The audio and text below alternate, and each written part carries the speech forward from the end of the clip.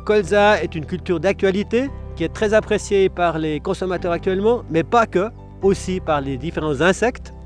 Et on va vous montrer ici différentes méthodes, différentes techniques qui sont innovatives et qui permettent justement de diminuer les intrants. Premier poste qu'on aura, c'est le poste colza plante de campagne. Les plantes de campagne, c'est un truc qu'on a inventé pour se passer de l'herbicide. De mon côté, on va plutôt aborder les questions des problèmes de ravageurs. On va utiliser plutôt les couverts pour les ravageurs d'automne. Et puis au printemps, on a les techniques qui marchent bien, les techniques push-pull. Et sur la dernière partie de l'essai, les thématiques, c'est d'associer du colza avec des plantes de campagne qui ne gèlent pas, des plantes de campagne qui restent toute l'année sous le colza et qui vont repartir après la moisson du colza. Pour que ça marche, il faut bien choisir les bonnes espèces. Alors, colza plante de campagne, c'est une technique qui est très populaire dans l'agriculture de conservation. Donc, l'idée, c'est de mettre en place le colza en même temps qu'un couvert végétal. Et ce couvert végétal va faire le contrôle des adventices pendant l'hiver. Pour que ça marche, effectivement, il faut que choisir un couvert qui se développe très rapidement. Donc, c'est des plantes qui vont être très rapides à l'implantation en automne. Le sarrasin, le niger et puis la vesse, parce qu'on voulait avoir un tiers des plantes du composant doit être une légumineuse pour éviter qu'on doit fournir de l'azote au couvert. Quand on est parti, donc l'idée aussi de ne pas mettre d'herbicide sur les colzas, il faut aussi se dire que cet herbicide qu'on met dans les colzas, c'est un racinaire, donc c'est un produit qui doit être relativement mobile dans le sol. L'été, quand on met en place les colzas, on a des orages qui créent de l'érosion, puis à ce moment-là, c'est clair qu'une partie du produit se trouve dans les eaux. Donc pouvoir se passer d'un herbicide racinaire sur le colza, c'est quand même une bonne chose et c'est tout l'intérêt de cette technique. Le premier constat qu'on a fait un peu avec les expériences, c'est que le couvert, il a aussi tendance à retenir un petit peu le colza, donc il va freiner le colza. Donc première mesure pour contrecarrer ça, c'est d'avancer la date de semis, une dizaine de jours pour quelqu'un qui est un classique. Et puis, évidemment, comme c'est dans l'agriculture de conservation, on avait déjà avancé de 10 jours ou de 5 à 10 jours le semis parce que, comme on ne travaille pas le sol est un peu plus froid, donc on avance en fait au final d'une vingtaine de jours la date de semis. À ma droite, vous avez le colza qui était semé le 19 août. Et puis ici, on a un colza qui était semé le 9 septembre. Il y a 20 jours d'écart entre les deux. On voit déjà la différence de hauteur. On voit aussi la différence de stade. Ici, on est au stade pratiquement 55, avec les boutons latéraux qui sont développés, alors qu'ici, on est proche du stade 61. Un colza plus avancé, ça veut aussi dire un colza qui entre en hiver dans un stade plus avancé et plus développé. On a des tiges qui ont facilement 2 à 2,5 cm, 3 cm d'épaisseur en entrée d'hiver. C'est clair qu'un colza comme ça, il sera beaucoup plus résistant par rapport aux attaques de charançon, aux attaques précoces ou d'altis l'automne, qu'un colza qui a ici un collet moyen plutôt de 1 à 2 cm. Le problème quand on sème tôt, c'est que le colza il se développe fortement et puis qu'on a aussi un petit peu le risque qu'il devienne trop exubérant si on a un automne qui est très chaud et que ça pousse bien. Alors pour contrôler ça, ce qu'on a aussi constaté, ça c'est aussi une expérience qu'on a fait simplement lorsqu'on a fait visiter nos plateformes d'essai avec les agriculteurs les premières années. On a dû faire un passage dans les colzas, donc on a broyé une partie et on a constaté au printemps qu'après broyage, il n'y a pas de différence. Par rapport au premier mélange qu'on a eu, les premières années, les semonciers, ils ont mis la veste avec, parce que comme la veste, c'était quand même quelque chose qui est très performant au niveau de la couverture du sol. Mais on a un problème avec les vestes, c'est qu'il y a des vestes de printemps, il y a des vestes d'hiver, puis des vestes d'été. Et au début, les semonciers, ils ont pris un petit peu ce qu'il y avait à disposition. Donc, on s'est retrouvé avec des vestes qui ne gelaient pas l'hiver. Là, sur les vestes, depuis la plupart des mélanges que vous trouvez dans le commerce n'auront plus de vestes. Mais il faut aussi dire une chose avec les vestes, si on sème trop tard son colza, si on est plutôt comme ici début septembre, on va avoir le problème que la veste elle n'est pas assez développée. Puis là, même une veste qui est censée être jolie et qui est facilement détruite, elle va quand même passer l'hiver. Donc elle ne va pas être détruite. Alors ce n'est pas forcément un problème. Il y a certains qui ont un colza qui est bien épais, puis bien développé, puis vous avez quelques vestes qui sont par-dessus, ça fait joli. Et puis au niveau du battage, ça pose pas vraiment de soucis s'il n'y a pas trop de vestes et qu'elle ne la tire pas en bas. Vous la sortez facilement parce qu'il y a différentes grosseurs de grains et ça vous fait éventuellement de la semonce pour la Suisse. Mais pour éviter ça, puis pour être plus tranquille, vous avez meilleur temps de semer des mélanges courants du commerce. Ces mélanges courants du commerce n'ont généralement plus de verse, ou sinon vous demandez un mélange sans verse, comme ça vous êtes sûr du coup. On a maintenant 5 variantes de colza plante campagne. C'est les mélanges courants du commerce, vous pouvez trouver. Il y a même quelques agriculteurs qui fabriquent leur mélange maison. Ces mélanges, comme je vous l'ai dit un petit peu, on a éliminé la veste, donc au principe ils sont sûrs. Si vous avez quand même encore quelques doutes, vous pouvez insister, puis vous choisissez un mélange sans veste. Au niveau tarif, on a pratiquement toujours les mêmes variations. Et puis au niveau productivité, il y a effectivement quelques variations entre ces différents mélanges. Donc ça veut dire qu'ils produisent plus ou moins de biomasse. Et puis évidemment, en fonction de la biomasse qui est produite, on aura plus ou moins d'azote qui sera disponible au printemps. Voilà. Au niveau de l'automne, on a tout ce qui est altise adulte, puis larves d'altise et charançon. Et après, au printemps, on a ce qui est sur charançon aussi, et puis méligette qui font beaucoup de dégâts. Et puis, comme Jean-Daniel vous l'a présenté avant, on a différentes techniques qui nous aident déjà un peu à diminuer l'impact qu'ont les ravageurs en automne, et puis aussi différentes techniques qui nous aident à améliorer ça aussi au printemps. Ici, on est à 40 kg/hectare de févrole. Généralement, on utilise la févrole de petits PMG qu'on arrive à mélanger en plein dans les semoirs à céréales pour faire les couverts. Ou si vous semez avec des semoirs à 2 trémies, ça se mélange aussi très bien dans le mélange normal. Et l'histoire, c'est d'avoir des couverts qui contiennent des espèces qui sont soit attractives ou soit répulsives au niveau des différents ravageurs. Les altises adultes, une fois accouplées, vont se poser au pied des colzas, à la racine, au collet. Ils pondent des larves, et les larves vont rentrer dans le colza au niveau de la fin de l'hiver. Elles vont commencer à ronger l'intérieur pour se nourrir. Et ce qu'on a remarqué, c'est que différentes espèces comme la févrole, c'est une plante qui aussi dégage pas mal de composés chimiques et qui en fait attirait l'altise. Donc l'altise, au lieu d'aller pondre au pied des colzas, irait pondre au pied des févroles. Et du coup, on aurait un meilleur effet, enfin on réduirait l'impact sur le colza parce qu'on aurait un autre hôte dans le mélange qui diminuerait l'impact sur le colza. Donc ici, on peut voir un exemple d'un couvert qui nous reste. Donc il nous reste ici des pieds de févrole au niveau des parcelles. Donc on voit qu'elles ont bien gelé avec l'hiver. Et puis si on irait voir au niveau de la base et du collet, on pourrait sûrement retrouver des larves d'altise qui ont été pendues, ou en tout cas qui sont dirigées vers ces racines. Et donc c'est toutes ces larves qui n'iront pas vers les colzas. D'autres plantes dans les mélanges comme le fenugrec par exemple. Le fenugrec, je ne sais pas si vous avez déjà été dans les prairies, enfin, quand on le met dans les mélanges, on sent un peu cette odeur de cumarine, enfin, il a une odeur assez particulière. Et ces odeurs chimiques-là auraient un effet répulsif sur l'altise. Donc entre guillemets, on attire les plantes les altises vers les févroles avec les févroles. Et puis on a d'autres plantes comme la fenugrec qui nous permettraient au niveau d'une surface de dégager, si vous voulez, une espèce d'odeur répulsive pour les altises. Donc les altises auraient moins tendance à venir dans nos parcelles. Autre chose, de mettre un couvert aussi en automne, c'est qu'on va couvrir le sol. L'altise, pour aller pondre au niveau des collets, doit se rendre à la surface du sol, doit se rendre au sol. Et le fait d'avoir une grosse biomasse et d'avoir un bon couvert, on pense aussi qu'on diminue la capacité des altises à se rendre au niveau du sol et donc à aller pondre au pied des colzas.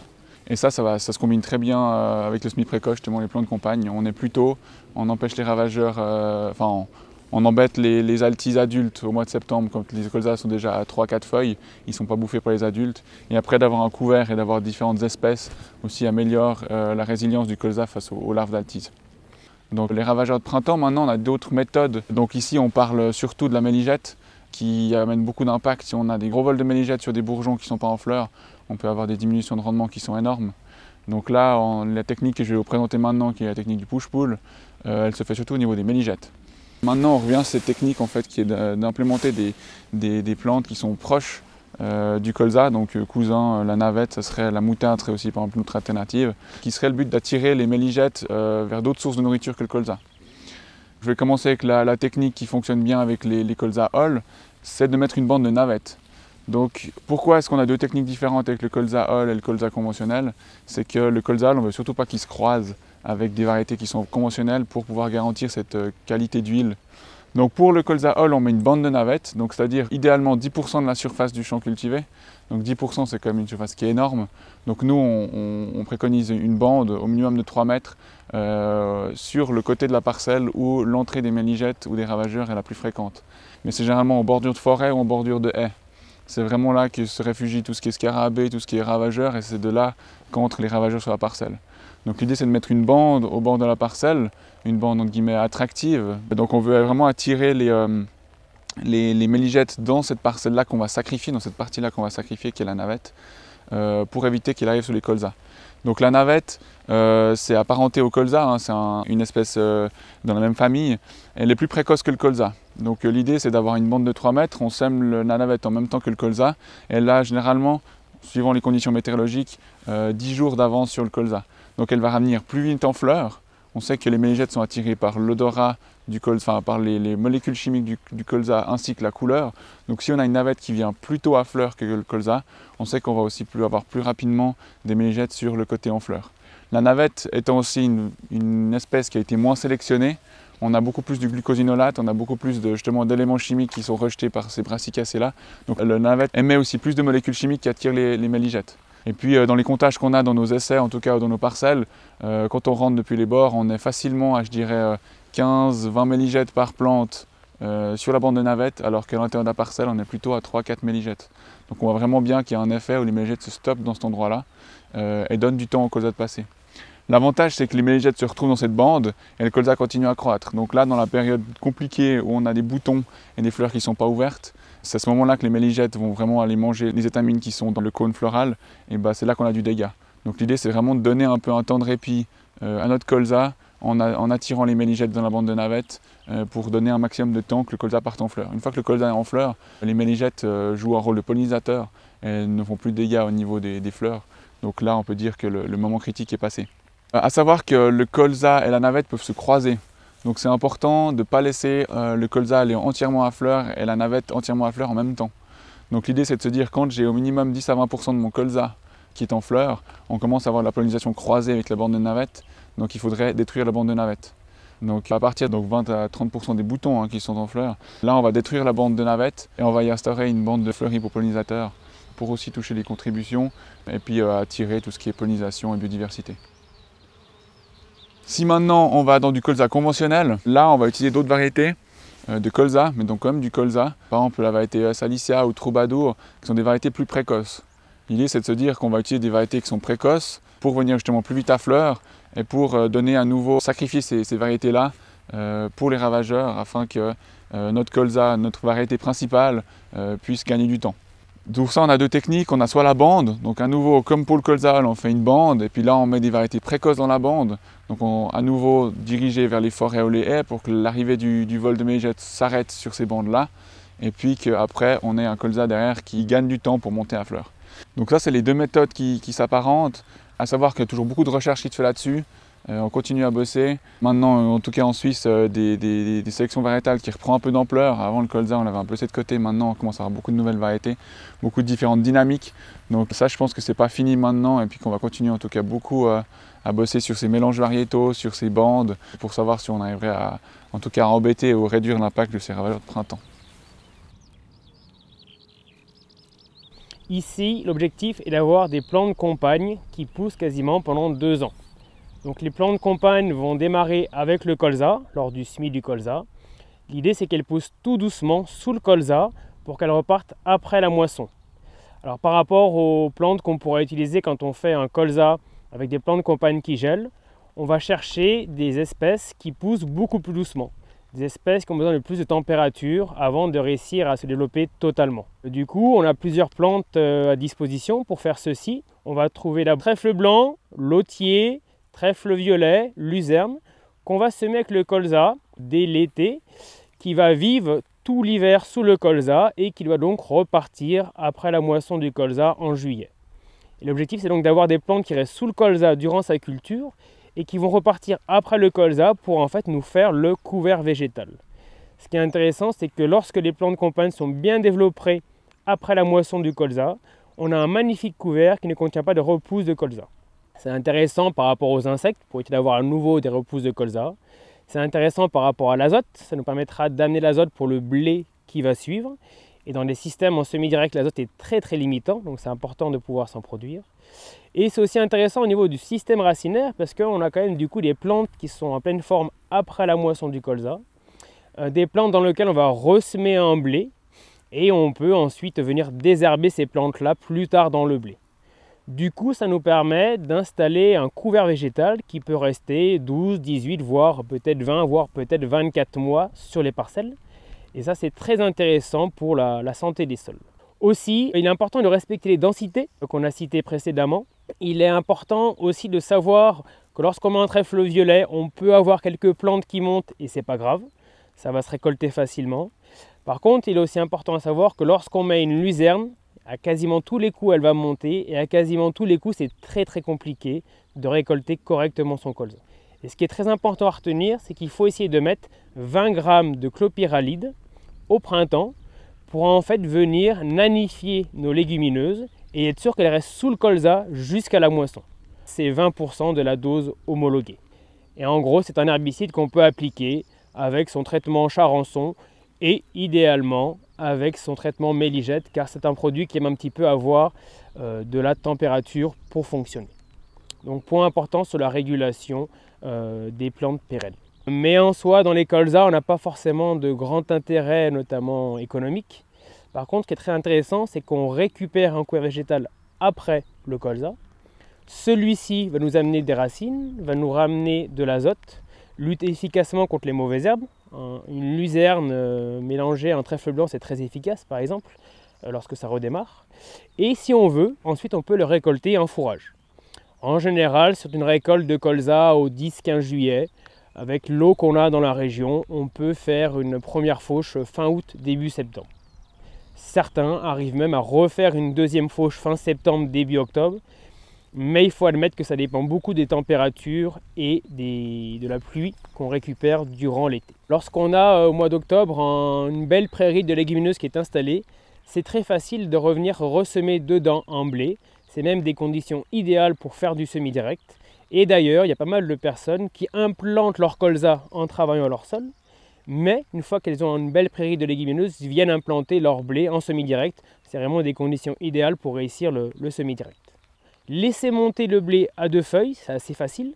Et ensuite, à partir du moment où on a atteint le stade 2 feuilles, on peut venir désherber nos légumineuses avec différents produits homologués dans le blé.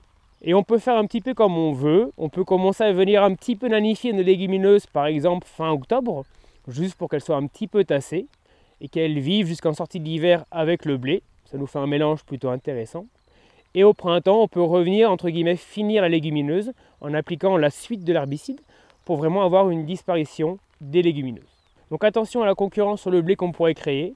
Et en général, un conseil qu'on aime bien faire, c'est de venir stopper les légumineuses en sortie d'hiver, en gros au moment du premier apport d'azote. Ça nous permet de ne pas avoir de concurrence sur le blé et même ça nous permet de récupérer un gain de rendement sur le blé. Alors c'est 1, 2, 3 quintaux, mais surtout souvent de gagner entre un demi-point et 1 point de protéines sur le blé. Ensuite, si jamais on décidait de conserver ces légumineuses pour avoir un couvert végétal après la moisson du blé, il faut savoir que bien souvent c'est pas évident. On récupère des pieds, oui, de légumineuses après la moisson du blé, mais bien souvent les pieds sont pas assez nombreux. Donc on préfère détruire ces légumineuses dans le blé en sortie d'hiver. Ça nous permet d'avoir un bon rendement sur le blé. Et ensuite, on refait un joli couvert derrière, ce qui nous permet d'avoir un terrain qui reste propre. Ce qui est pas mal aussi, c'est de tenter de faire un colza associé avec des plantes non gélives pour avoir les bénéfices dans le colza, dans l'interculture entre le colza et le blé, et également sur le blé, avec une réduction d'herbicides et surtout un rendement qui peut être amélioré ainsi qu'un gain de protéines. Et là, du coup, ce qui est intéressant, c'est de raisonner sur 2 années. C'est de dire, je fais un colza associé, puis je fais un blé en semi-direct et je fais le bilan économique sur 2 ans. Et là, on va voir que si ça se trouve, le bilan économique est presque plus intéressant sur le blé que sur le colza lui-même. Voilà. Après, il faut raisonner sur 2 ans. C'est pas évident, il faut prendre le temps d'y arriver. Et il faut avoir en tête qu'il y a 20% de cas dans lesquels ces mélanges-là n'arrivent pas à repousser après. Ce qui peut un petit peu décourager l'agriculteur. Ceci dit, l'idée c'est de lui dire, rajoute des plantes qui ne sont pas gélives et ne prends pas de risques. Et pour ce faire, il faut bien respecter les dosages qu'on indique, il faut bien respecter les variétés qu'on indique. Et économiquement, pour que ça soit intéressant, on va baisser le mélange d'automne. Du coup, il n'y a pas de prise de risque financière pour l'agriculteur. Et au pire, le mélange après la moisson du colza n'est pas là. Et au mieux, le mélange est là après la moisson et l'agriculteur va retrouver un gain. Il faut raisonner sur 2 ans, on ne va pas augmenter de x2 nos rendements, mais à chaque fois on a un petit gain au niveau économique, environnemental et agronomique qui n'est pas du tout inintéressant.